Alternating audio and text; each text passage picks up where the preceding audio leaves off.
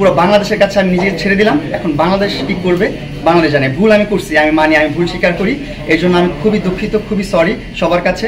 আগামীতে আমার ধারা এই টাইপের কোনো ভুল আপনারা দেখবেন না। এখন চিন্তা ভাবনা হচ্ছে যে সুন্দরভাবে বাঁচবো, ভালোভাবে বাঁচবো, আর কীভাবে লাইফটাকে গোছানো যায়, এইগুলোই হচ্ছে পরিকল্পনা। এখন আগামীতে কন্টেন্ট নিয়ে আসবো, ভালো ভালো কন্টেন্ট করবো। আমি লেলার কাছে ব্যাক করি, সেটা হচ্ছে ভুল আপনাদের। আমি এই জায়গাটায় দাঁড়ায় কিন্তু আমরা প্রেস কনফারেন্স করছিলাম, যে এখানে লেলা ছিল, এখানে আমি ছিলাম। তখন কিন্তু আমরা বলছি শুধুমাত্র কেসগুলোর জন্য মিউচুয়াল আন্ডারস্ট্যান্ডিংয়ে আসছি আমরা, শুধুমাত্র কেসগুলোর জন্য। বারবার কিন্তু আমরা বলছি এই কথাটা, যখন অনেকেও বিরক্ত হয়েছেন যে বারবার কেন এই কথাটা বলছি। বারবার বলার কারণটাই এটা যে আপনারা যেন নেগেটিভলি না নেন যে আমরা কোনো রিলেশনে আসি। আমরা কোনো রিলেশনে ছিলাম না।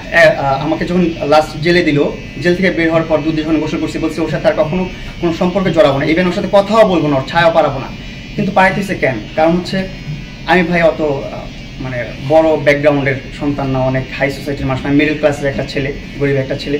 এই যে কেস কামারি চালাইতে, আদালতে দৌড়াদৌড়ি করতে যে পরিমাণ টাকা খরচ হয়, যে পরিমাণ কষ্ট হয়, সব কিছু বিবেচনা করে আমি ভাবছি, মাসুদ ভাই যখন বললো, অফার করলো যে হ্যাঁ তোরা মিউচুয়াল আন্ডারস্ট্যান্ডিং নিয়ে চলে আস, ভালো একটা ফ্রেন্ড হয়ে যায়, এনিমি থাকার দরকার নেই। না ঠিক আছে, তখন আমি ভাবলাম যে হ্যাঁ মিউচুয়াল আন্ডারস্ট্যান্ডিং আসা যায়, ভালো বন্ধু হয়ে থাকতেই পারি, স্বাভাবিক। ওকে আমি ফ্রেন্ড হিসাবে অ্যাকসেপ্ট করে নিবো, আমার ফ্রেন্ড হিসাবে অ্যাকসেপ্ট করে নিবে, আমার মামলাগুলো তুলে নিবে। এই জন্য কিন্তু ওর সাথে মিলা হইলো লাস্ট টাইম, এই যে আপনার 3 মার্চ যে আমরা প্রেস কনফারেন্স করলাম, এই কারণেই মিলছে যে মামলাগুলো তুলে ফেলবে।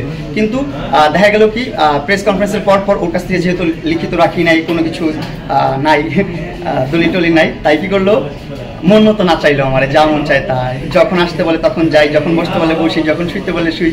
তো এমন হইতে হইতে এখন বিষয়টা হলো একটা সময় দেয়ালে পিছিয়ে গেছে। তখনই আমি কিন্তু লাইভে চলে আসি। লাইভে এসে দেশবাসীর সামনে আমি সব প্রকাশ করে দিচ্ছি, যাক যা হবে হবে, পুরো বাংলাদেশের কাছে আমি নিজে ছেড়ে দিলাম। এখন বাংলাদেশ কি করবে বাংলাদেশ জানে। ভুল আমি করছি, আমি মানি, আমি ভুল স্বীকার করি। এই জন্য আমি খুবই দুঃখিত, খুবই সরি সবার কাছে। আগামীতে আমার ধারা এই টাইপের কোনো ভুল আপনারা দেখবেন না, না আর কখনোই না। কেন যাবার এখন দেয়ালে পিঠ থেকে গেছে এবং বাংলাদেশের সামনে সব প্রকাশ করে দিছি আমি। এখন আর আমার মধ্যে কোনো ভয় নাই। যে ব্ল্যাকমেলিংয়ের একটা ব্যাপার ছিল, ব্ল্যাকমেল তো অনেক হয়েছি, এখন আর ব্ল্যাকমেলিংয়ের ভয় নাই আমার জীবনে। দেশবাসী সব কিছু এখন জানে, সব খোলাসা হয়ে গেছে। এখন আমি আমার মতন লাইফটা লিড করবো। এখন যা হবে দেখা যাবে। লাইফটা সুন্দর করে কাটাতে চাই, সুন্দরভাবে নিজেকে আবার গুছাতে চাই, এটাই আমার ইচ্ছা।